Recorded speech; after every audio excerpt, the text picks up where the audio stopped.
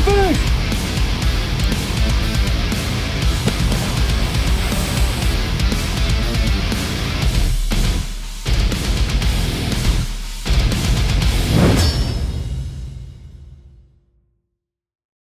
SWAT Week is a week-long exercise that the Charleston County SWAT team conducts. During that week, we go over various topics that we cover during the year, such as firearm proficiency. It's a time where the whole team can get together, put together everything they've done all year. At the end of the week, it culminates into one final test that we take.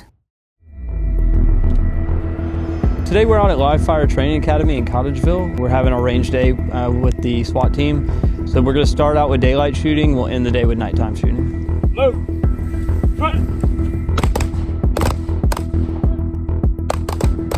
The expectation of the SWAT team is you're going to be the best of the best, and that includes your shooting. We don't want to use deadly force, but if and when the time comes, like, you have to be a master of your skills. You had to shoot on the move, shooting backwards, forward. Shooting from the kneeling and prone position.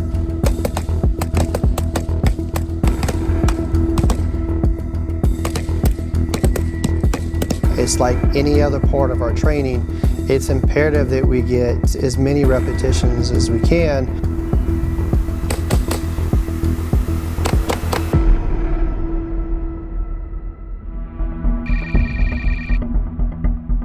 Circle!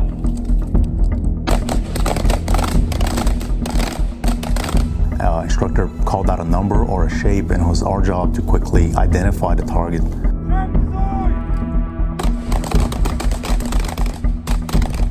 It's important to be proficient, being able to shoot in those different environments and those different positions, because of the fact that you never know what you're facing and where you're going to be at.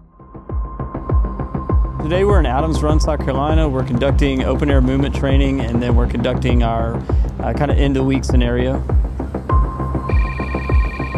We're working on developing our ability to either move through difficult terrain or move through an area where maybe our vehicles aren't accessible in order to get to an objective. Charleston County has a vast variety of rural areas. Being able to maneuver through the woods, being able to do it as quietly as possible, and still maintain our tactics is extremely important for us. Using your left hand only, grab the back of the collar of your shirt and lift it up. Stop right there and listen to the instructions to the other deputy.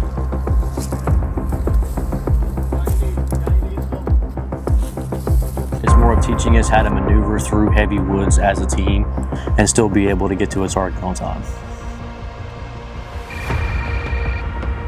We had an officer down that was shot, and at that point in time, with the information to us, we knew we had a suspect. We deployed 2 different teams. At this point in time, you don't really know where he's at, so basically it's kind of like a manhunt for us.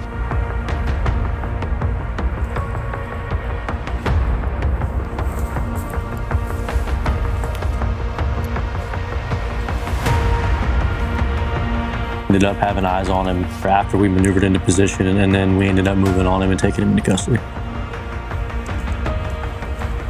And inside the ditch, I saw the down officer. We were able to quickly assess his injuries and bring in our tactical EMS personnel to load him up on a stretcher. There's a lot of things that are going on, and that's where the team aspect comes into is, one, you're having to provide security for what is taking place because you don't know what else is going on there. We're having to deal with the suspect. We're trying to take him into custody, but we're also trying to provide aid to an officer. But being able to apply the things that were learned earlier in the week is important.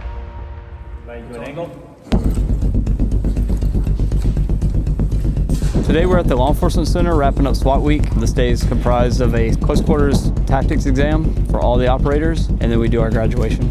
Keep walking. It's the day where all of your training throughout the entire year, all of your training during SWAT Week comes to a head. It's also a test of your skill to be able to put those things into action in an intense environment and a high-stress environment.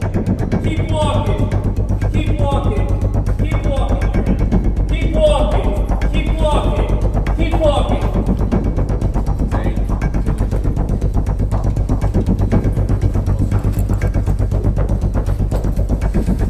Pay attention.